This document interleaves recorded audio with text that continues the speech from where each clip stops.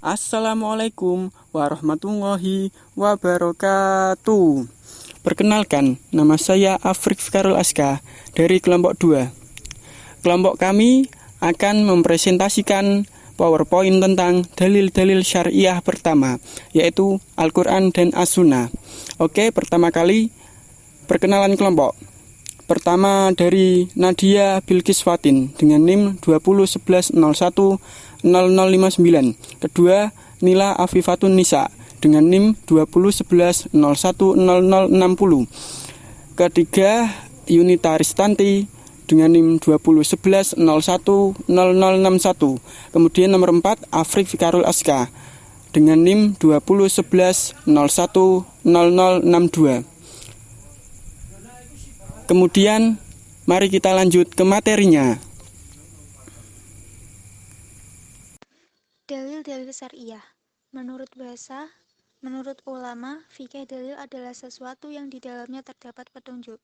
Sedangkan menurut istilah, dalil syariah adalah suatu dalil yang diambil dari hukum syara' mengenai segala tindakan manusia secara mutlak, baik qot'i atau pasti maupun zani atau sangkaan kuat. Berdasarkan disepakati oleh jumhur atau mayoritas ulama, terdapat dua macam dalil syar'i. Yang pertama, dalil syar'i yang disepakati oleh ulama, muttafaq alaih baina jumhur ulama, ada 4, yaitu Al-Quran, Sunnah, Ijma', dan Qiyas. Yang kedua, dalil yang diperselisihkan oleh jumhur ulama, mukhtalafiyah baina jumhur ulama, yang termasyhur ada 7, yaitu Al-Ihtisan, Al-Masalah, Al-Mursalah, Madhab Hasabi, Syar'uman Qablana, Al-Istisab, Al-Uruf, Al-Zar'i. Al-Quran. Menurut bahasa, Al-Quran berarti bacaan. Sedangkan menurut istilah, Al-Quran adalah kalam Allah yang diturunkan kepada Nabi Muhammad melalui malaikat Jibril secara mutawatir untuk dipahami isinya, dan membacanya merupakan ibadah. Kehujahan Al-Quran. Al-Quran itu diturunkan kepada Rasulullah diketahui secara mutawatir, dan ini memberi keyakinan bahwa Al-Quran itu benar-benar datang dari Allah melalui malaikat Jibril kepada Nabi Muhammad yang dikenal sebagai orang yang paling dipercaya. Banyak ayat yang menyatakan bahwa Al-Quran itu datang dari Allah. Mukjizat Al-Quran juga merupakan dalil yang pasti tentang kebenaran Al-Quran datang dari Allah. Mukjizat Al-Quran bertujuan untuk menjelaskan kebenaran Nabi yang membawa risalah ilahi dengan suatu perbuatan di luar kebiasaan umat manusia. Karakteristik Al-Quran. Kalamullah lafaz dan makna, mudah dibaca, dipahami, dan diamalkan, mutawatir, syumul atau universal, terjaga keautentikannya, ijaz. Kemukjizatan Al-Quran. 1. Keindahan sastranya yang berbeda dengan keindahan sastra yang dimiliki oleh orang-orang negeri Arab. 2. Gaya bahasa yang unik sama sekali berbeda dengan semua gaya bahasa yang dimiliki oleh gaya bahasa orang Arab. 3. Kefasihan bahasanya yang tidak mungkin dapat ditandingi dilakukan oleh semua makhluk termasuk jenis manusia. 4. Kesempurnaan syariat yang dibawanya yang mengungguli semua syariat atau aturan lainnya. 5. Menampilkan berita-berita yang bersifat eskatologis yang tidak mungkin dapat dijangkau oleh otak manusia kecuali manusia melalui pemberitaan wahyu Al-Quran itu sendiri. 6.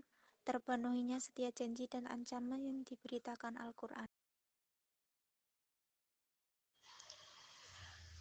Al-Quran dari segi redaksi makna dan hukum. 1. Pemakaian huruf yang menjadi pembuka surat. 2. Keseimbangan dalam pemakaian kata. 3. Keindahan susunan kata dan pola-pola kalimatnya. Dari segi hukum, 1. Secara juz'i, 2. Secara kulli, 3. Secara isyarah. Isi dari Al-Quran adalah 1. Perintah, 2. Larangan, 3. Syurga, 4. Neraka, 5. Ancaman, 6. Balasan. As-Sunnah. As-Sunnah adalah sumber pokok ajaran Islam kedua setelah Al-Quran, yaitu segala ucapan, perbuatan, dan ketetapan Nabi Muhammad SAW yang berhubungan dengan hukum. Pembagian As-Sunnah dari segi kualitas. 1. Mutawatir. 2. Masyhur. 3. Ahad. Pembagian as-sunnah dari segi kuantitas. Sunnah qauliyah, yaitu ucapan Rasulullah SAW yang didengar oleh sahabat dan disampaikan kepada orang lain. Sunnah fi'liyah, yaitu perbuatan yang dilakukan oleh Rasulullah SAW yang dilihat atau diketahui oleh sahabat kemudian disampaikan kepada orang lain.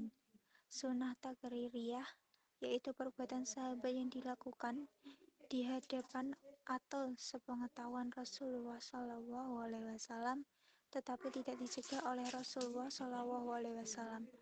Diamnya Rasulullah SAW tersebut disampaikan sahabat kepada orang lain. Sunnah menurut perawinya, sahih, hasan, maudhu, dan dhaif.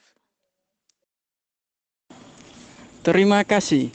Sekian presentasi dari kelompok kami. Apabila ada kesalahan, kami mohon maaf yang sebesar-besarnya.